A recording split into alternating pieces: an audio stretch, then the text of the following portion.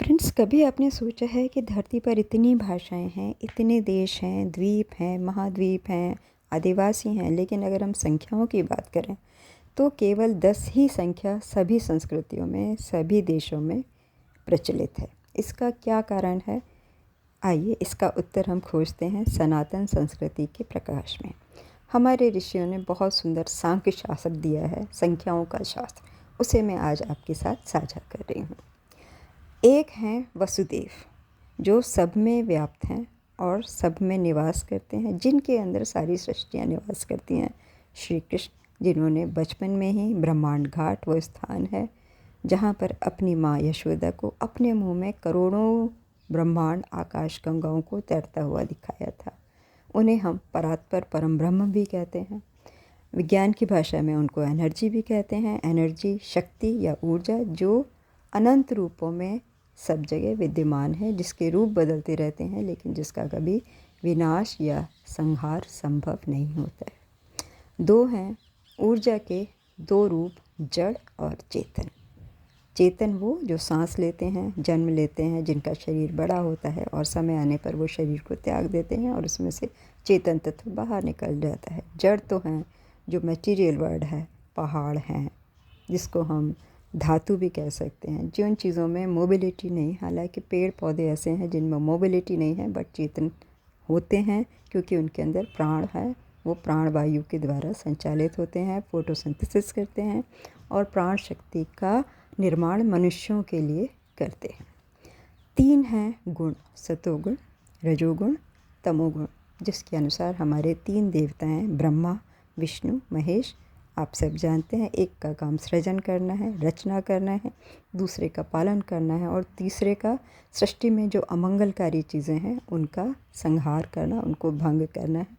तीन देवियां हैं, सरस्वती ज्ञान की देवी, लक्ष्मी समृद्धि और संपत्ति की देवी और काली जो रोग, प्राकृतिक आपदाओं इनके रूप में आकर के जो अनिष्टकारी वस्तुएं हैं, पदार्थ हैं, उनको समाप्त करती हैं।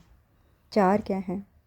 चार हमारे यहाँ मनुष्य का जीवन 100 वर्ष का मान करके चार आश्रम बताए गए हैं। 25 साल का ब्रह्मचर्य, उसके बाद गृहस्थ, उसके बाद वानप्रस्थ और उसके बाद संन्यास, जिससे कि 100 साल पूरे होने तक मनुष्य अपनी आध्यात्मिक चेतना को पूरा विकसित कर लें। उनके पास कोई पोजेशन ना हो, कोई अटैचमेंट नहीं हो और वो अपनी इच्छा से धरती को छोड़ करके उन्नत लोकों में प्रवेश करें।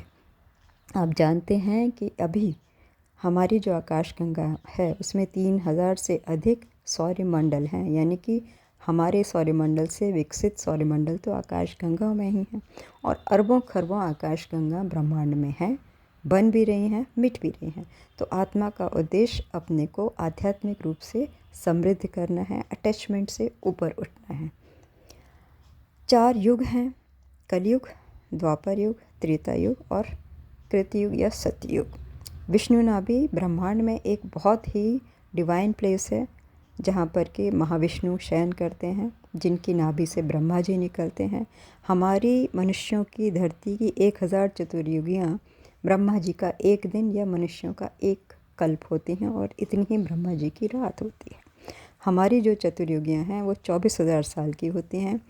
12,000 साल असेंडिंग आर्क के होते हैं और 12,000 साल डिसेंडिंग आर्क के होते हैं। असेंडिंग आर्क से अगर हम शुरू करें तो 1200 साल का कलयुग होता है, 2400 साल का द्वापर युग होता है, 3600 साल का त्रेता युग होता है और 4800 साल का कृतयुग या सतयुग होता है।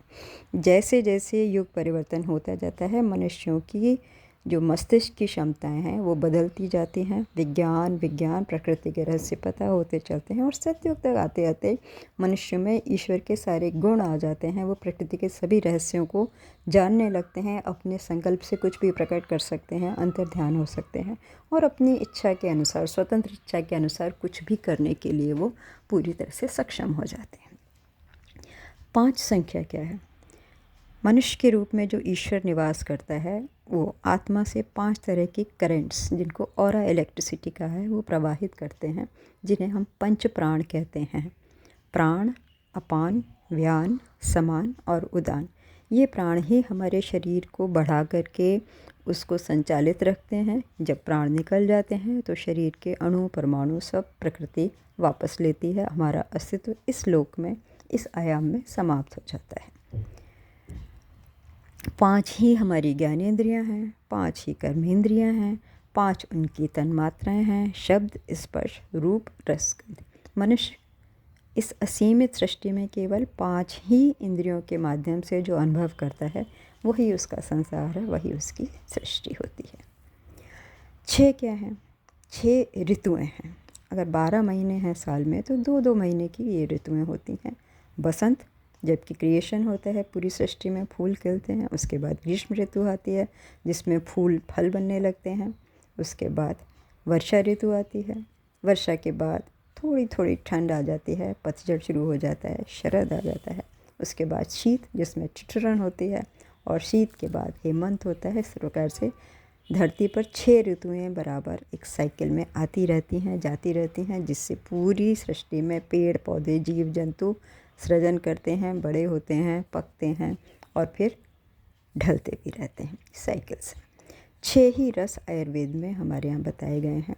मीठा, नमकीन, खट्टा, कड़वा, तीखा जैसे कि मिर्च का, और कसैला जैसे कि हल्दी का स्वाद होता है।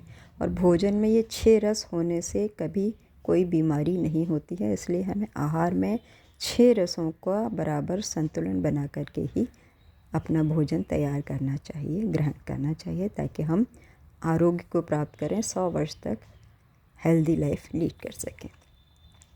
7 वार हैं, 7 दिन हैं हफ्ते के, हम सब जानते हैं। और साथ ही हमारे शरीर का निर्माण करने वाली धातुएं हैं, जिसको आयुर्वेद में रस यानी कि पानी, क्योंकि हर सेल में 70 से 80% पानी है।